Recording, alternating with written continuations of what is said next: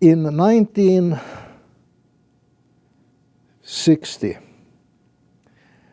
the people working on lysosomes, the senior people, organized a meeting in London at the SIBA Foundation, where they invited this relatively unknown person coming from an unknown country, but working on an interesting aspect of the topic discussed. So I was invited to join the SIBA International Meeting on Lysosomes, which took place in 63.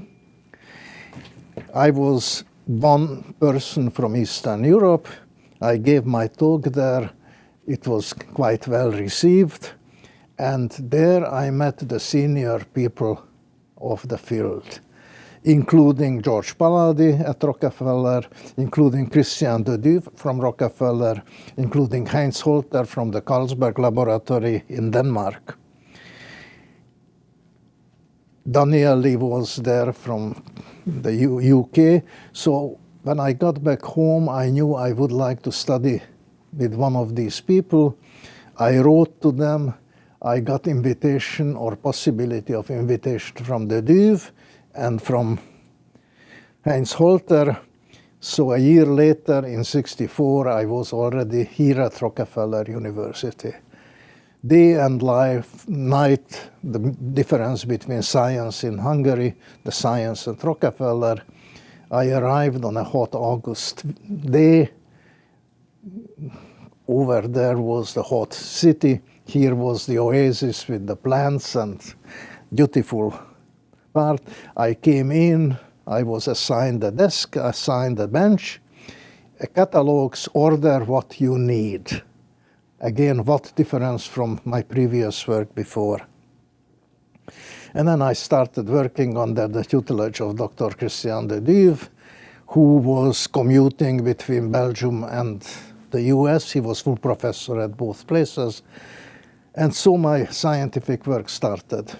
First, I worked on a ciliated organism, Tetrahymena, very much used as a model organism for single-celled studies. And there we made our first discovery in collaboration with Jim Hawke from Queen's College. We have shown an unusual distribution of labor in the metabolism of Tetrahymena. We succeeded in publishing it in Journal of Biological Chemistry. So with this, I established my credentials in the United States. De Duve at that time, well, let's go back a little bit. I spent a year here, worked on the food vacuoles and lysosomes on Tetrahymena. I followed the invitation to go to Denmark a year later. So from 65 to 66, I was working in the Carlsberg laboratories in Copenhagen. It was a major center of biochemical studies. The notion of PhD, for instance, was established there, and several other major points. The primary and secondary structure of proteins was defined in that laboratory. So yes, it was financed by the beer factory Carlsberg. It was still a major independent research institute. So in Denmark, I had an interesting environment and worked on Tetrahymena, but primarily started working on amoebic organisms there, looking at the subcellular organization of their metabolism. And there were several publications coming out from there. When we went over to Denmark, I expressed my interest to Christian de Duve that I would like to come back to New York. And he said, yes, we didn't finish the work. You always have a place in my laboratory. So while in Denmark, we were able to arrange for our return to New York, for getting the green card, which was a great point at that time. My first wife was a medical doctor, so she could prepare for coming back and pursue here medical training. Exciting period in Denmark, very humane, very enjoyable.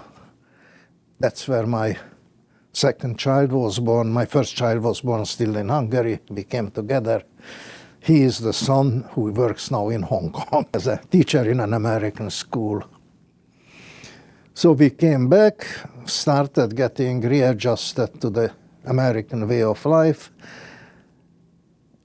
It was not very easy on the family level, so very soon we got divorced, and a few years later I married Jan Keithley, my second wife, with whom I'm still together. The work was very exciting. We finished metabolic studies on tetrahymena, and one of the main findings was that tetrahymena, just like liver and other tissues of the vertebrate animals, contains a relatively novel cell organelle defined by Christian de Duve, the peroxisome.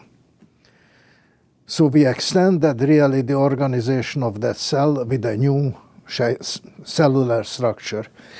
De Duve at that time was very interested in defining the evolutionary history of peroxisomes. And he assumed that there could be unicellular organisms which have peroxisomes but did not acquire yet the mitochondrion. So the question was, can I find any organisms which may not have mitochondria, the typical respiratory organelle of the higher eukaryotic cells, but already have peroxisomes? And looking at, I knew pretty well the unicellular organisms, their taxonomy, their structure, and I realized that an organism called Trichomonas, parasite of genitourinary tract, partly of humans, but the species we have been working was a cattle parasite, Trichomonas fetus, has organelles which look like peroxisomes and don't have mitochondria. So this was an exciting candidate to see whether these organelles are indeed ancestral peroxisomes or something else. I knew that the organisms,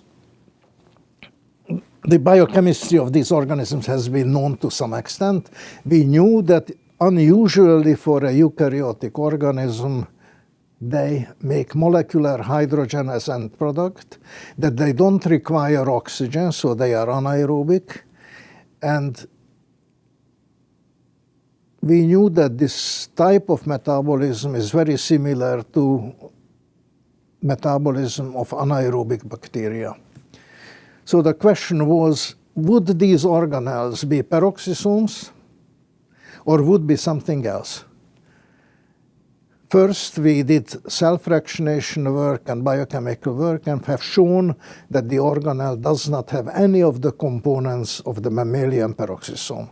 So it was excluded that these organelles could be peroxisomes. What do they? My idea was that possibly they are responsible for the anaerobic metabolism, responsible for making molecular hydrogen as the end product of the metabolic aspects of this organism. I knew that I need somebody who can work with enzymes which are sensitive to oxygen, so I looked for a postdoc who was trained in bacterial metabolism in anaerobic organisms. Donald Lindmark became my first postdoc who joined me, and we started looking at the metabolic properties of the organelle, and indeed within a few months we could show that the organelles are the site of making molecular hydrogen. That's why they got the name of hydrogenosome. Now, we got, again, it published in the Journal of Biological Chemistry. At that time, still the central biochemical journal. And with this, the study of hydrogenosomes took off. We continued the work over the years on various aspects, their enzymatic composition, their metabolic role, and when molecular biology came about, the molecular properties of their enzymes, and the evolutionary properties of that enzymes. Now, hydrogenosome became an accepted notion. It's textbook knowledge. In this book, the standard biology of microorganisms, you find a full page describing the organelle. Actually, there are even questions for the students about it. So this is something which is coming from here, coming from my laboratory, but at the same time it became common knowledge. It is in this book already quoted without my name. A scientific discovery is really established when the name is no longer connected with it. So I am very pleased that we got to this point.